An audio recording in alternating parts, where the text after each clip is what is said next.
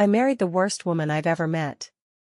Let me take you back to July of 2016, the month that changed everything. It was then that I met the woman who would eventually become my wife. At the time, I couldn't have imagined she'd also become the source of the deepest heartbreak I'd ever endure. We'd only known each other for about a month before we started dating. She wasn't like anyone I'd ever met before. Her style was simple, no flashy outfits, no long salon sessions. It wasn't that she didn't care about herself, it was more like she didn't see the point in trying to impress anyone. She grew up in a home where her parents focused most of their energy on raising her brothers. They treated her more like one of the guys than the daughter she was. Because of that, she'd had to figure out a lot of things on her own, things like managing life as a young woman, setting boundaries, and even the basics of self-care. It was clear she'd never been nurtured in the way she deserved, and when I met her, she seemed unaware of just how amazing she truly was. She had this rawness, a kind of understated beauty, but what captivated me most was her honesty. The way she spoke, so unfiltered, so heartfelt, felt like a conversation with my own soul. She didn't realize it, but she had this magnetic pull, and I was hooked. From the beginning, I made it my mission to show her what she'd been missing, to help her see herself through my eyes. I bought her thoughtful gifts, flowers for no reason, jewelry that sparkled just enough to match her eyes, and clothes that highlighted her natural beauty. It wasn't about changing her, it was about showing her she was worth the attention and care. Over the next 8 years, we built something I thought was unbreakable. Sure, we had our arguments, who doesn't, but we always found a way back to each other. Our connection felt solid, and I was sure we had what it took to make it for the long haul. In 2020, I decided to take the next big step. I proposed, and when she said yes, I felt like I'd hit the jackpot.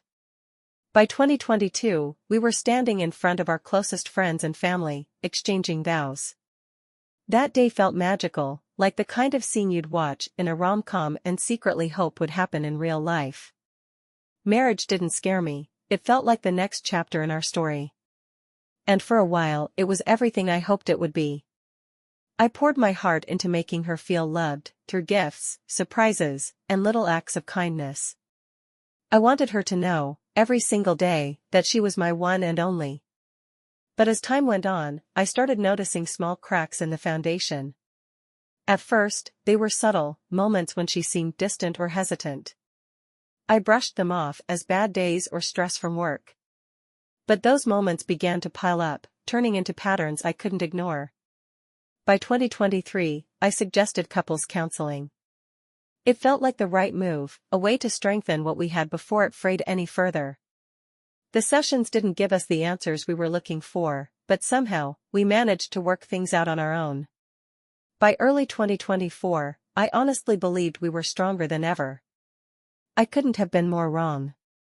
Things started to unravel in the summer of 2024. A job opportunity opened up at her company, a 6-figure position she didn't think she was qualified for. I believed in her more than she believed in herself, so I encouraged her to go for it. She hesitated at first, but after some convincing, she applied, interviewed, and, much to her surprise, got the job. The catch? She had to attend a month-long training program in Colorado. It was a big deal, but I wasn't worried. If anything, I was excited for her. Our relationship was strong, we'd been through ups and downs, and I trusted her completely. So, in July, she packed her bags and left for Colorado while I stayed behind, cheering her on from afar.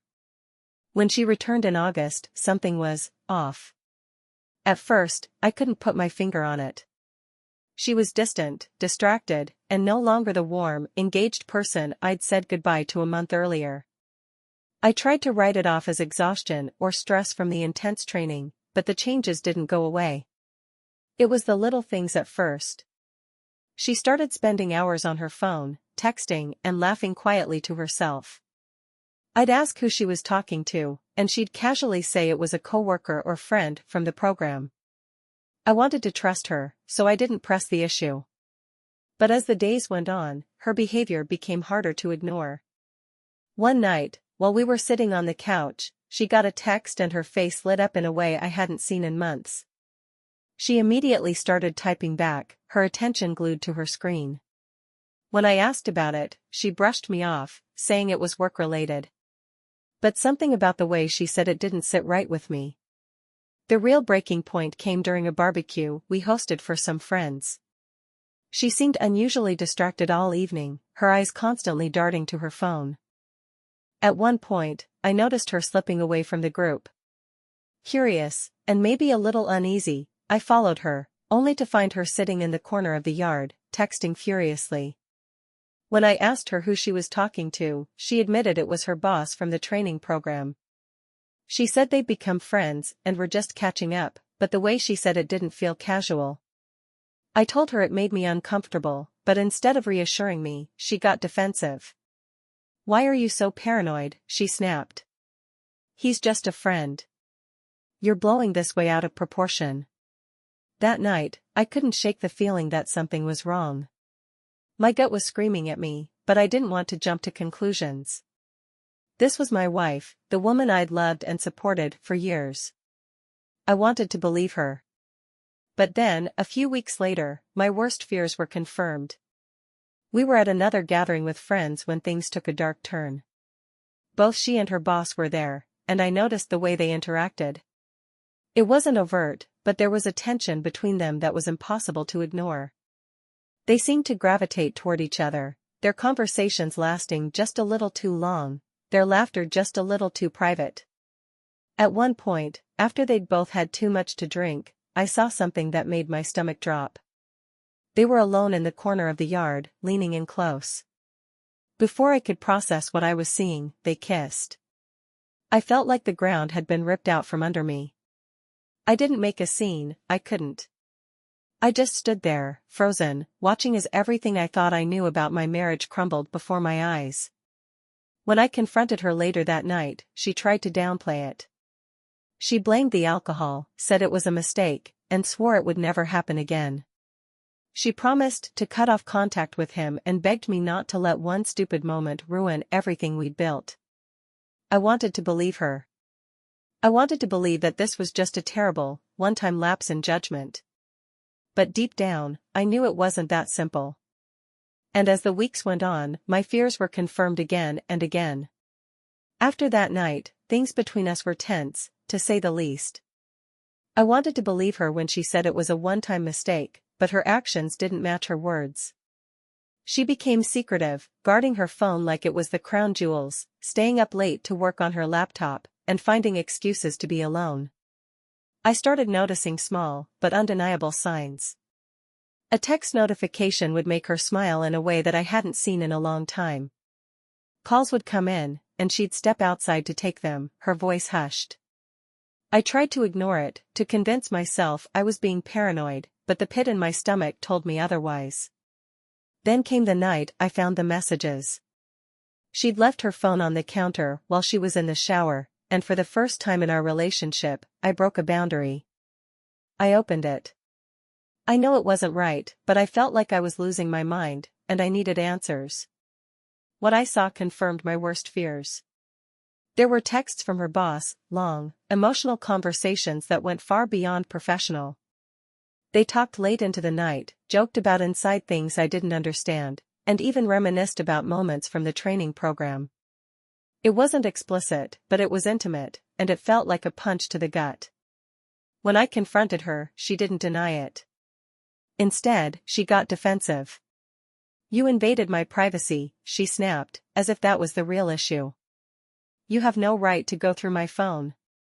I had every right, I fired back, my voice shaking. "I'm your husband. And you've been lying to me." The fight was explosive. She admitted that she'd been confiding in her boss, but insisted it was just emotional support. "He understands the pressure I'm under," she said. "It's not what you think." But it was what I thought. And the more I dug, the worse it got. A few weeks later, during another fight, she admitted to kissing him at that barbecue. She said it was a mistake, blamed the alcohol again, and swore they hadn't crossed any further lines. I wanted to believe her, God, I wanted to believe her, but the trust we'd spent years building was crumbling fast. And then came the breaking point. It was Thanksgiving weekend. She had to work on the holiday itself, but we'd planned to celebrate on Black Friday, just the two of us. I'd prepped a mini Thanksgiving dinner, turkey, stuffing, the works, and was looking forward to a quiet evening together. But at the last minute, she got called into work. I didn't buy it. Something about her tone, the way she avoided my eyes, told me she was lying. So, I did something I never thought I'd do. I tracked her location. What I saw shattered me. Her phone wasn't at her workplace, it was pinging from across town. I followed the signal, my heart racing as I tried to piece together what was happening. Eventually, I found the destination, a Christmas festival. The kind with twinkling lights, holiday music, and food trucks serving hot cocoa. It should have been magical. It should have been us there, enjoying the season together. But it wasn't. It was her. And him. I couldn't find them in the crowd, but the thought of seeing them together made me sick. I drove home, fuming and heartbroken, and waited for her to return. When she walked through the door hours later, I confronted her. She tried to lie at first, saying she'd bumped into coworkers and joined them at the festival. But I knew better. Eventually, she confessed. They'd spent the evening together, just the two of them. It wasn't romantic, she claimed, but the betrayal cut just the same. At that moment, I realized this wasn't a rough patch. This wasn't something we could fix with counseling or heart-to-hearts. This was a betrayal on a level I couldn't ignore. After that Thanksgiving betrayal, everything came to a head. The walls I'd built to protect my hope, my trust, and my love crumbled entirely. I couldn't look at her the same way, couldn't feel the same warmth in her touch or sincerity in her words. But, somehow, I still wasn't ready to let go.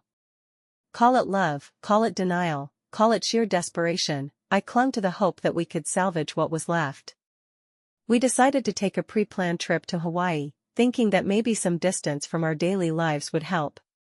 We had purchased the tickets months earlier, back when our relationship still felt solid. Canceling felt like admitting defeat. The first night in Hawaii was supposed to be a fresh start. I went all out, romantic dinner by the beach, a walk under the stars, the works. But things quickly took a turn. At the restaurant, a woman sitting at the bar started making conversation with me. It was innocent, she complimented my shirt and asked for a menu recommendation. I responded politely, not thinking much of it, but my wife noticed. Her mood shifted instantly.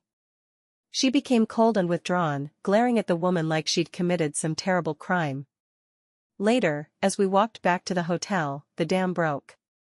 "Do you enjoy the attention?" she snapped, her voice dripping with accusation. "Is that what you want now? To flirt with random women?" I was stunned. "What are you talking about?" She asked about the menu. That's it. But she wasn't hearing it. She was furious, and for the first time in our relationship, she got physical. She shoved me in the chest, her eyes blazing with anger.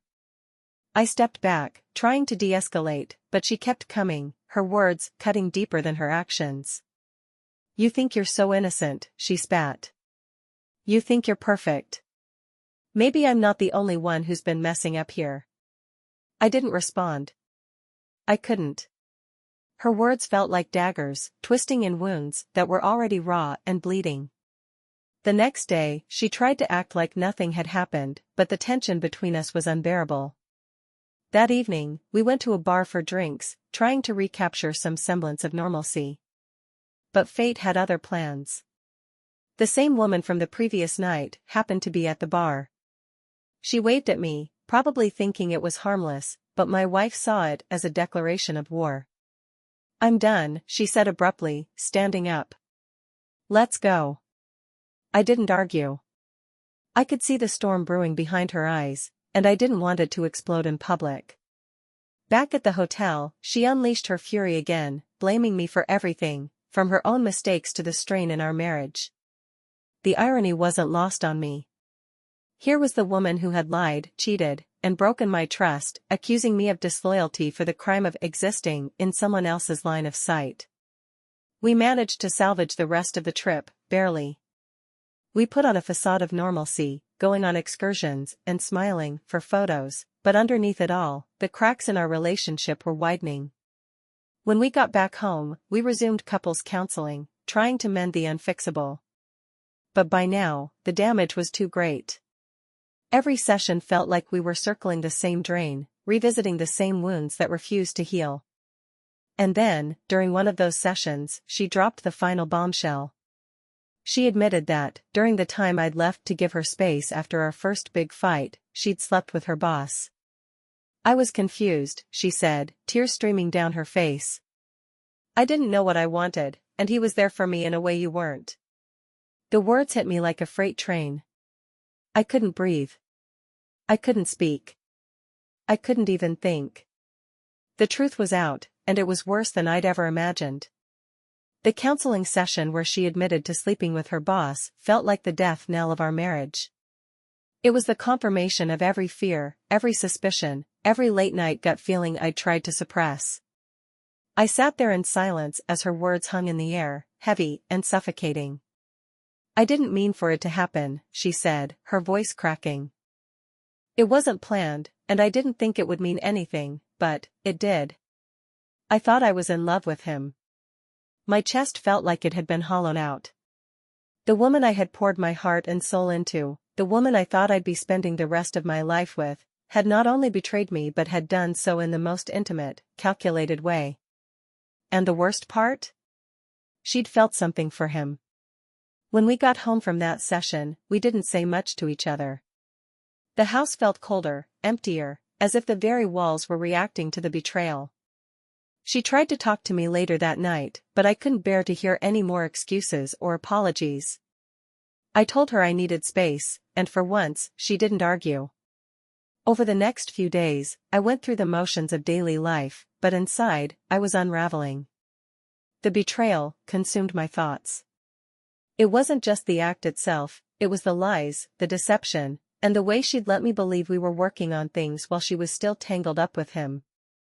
And yet, part of me still clung to her. I'd loved her for so long, fought for her for so long, that the thought of letting go felt impossible. She tried to show she was committed to us, cutting ties with her boss and doubling down on her efforts in counseling. She even started planning dates and small surprises, things she hadn't done in years. But none of it felt real. One evening, she sat me down and begged for another chance. I made mistakes, horrible mistakes, but I love you, she said, tears streaming down her face. I want to be with you. I want to fix this.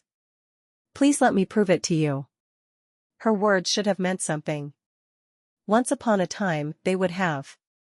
But now, they felt hollow, like a melody sung off-key. I tried. For weeks, I tried to see her as the woman I'd fallen in love with. But every time she touched me, every time she looked at me, all I could see was the betrayal. The messages. The lies. Him. The final straw came on Christmas Eve. We were decorating the tree, trying to create some semblance of normalcy, when her phone buzzed. She picked it up and quickly silenced it, her face flashing with guilt. Who was that? I asked, my voice steady but sharp. No one, she said, too quickly. I took the phone from her hand and looked at the screen. It was a notification from a new Snapchat account, one with a name I didn't recognize. My heart sank. After everything, after all the promises and apologies, she was still lying. Still hiding. I handed the phone back to her without a word and walked out of the room. That night, I slept on the couch, staring at the ceiling and realizing what I'd been avoiding for months: this marriage couldn't be saved. The next morning, I told her I wanted a divorce. She cried, pleaded, and swore she'd do anything to make it right, but I'd reached my limit. I couldn't keep sacrificing my own peace, my own sanity, for someone who'd repeatedly shown me she wasn't capable of giving the same in return. It's been months since that day, and while the pain hasn't fully gone away, I've started to rebuild. I've reconnected with friends, picked up hobbies I'd abandoned, and even started therapy to process everything. Looking back, I realize that love isn't enough to sustain a relationship. trust, respect, and honesty are just as vital, if not more so. And once those are broken, it's nearly impossible to put the pieces back together. I married the worst woman I've ever met. But I'm learning to forgive myself for holding on too long and to focus on the future I deserve. Thank you for watching. Don't forget to subscribe and like.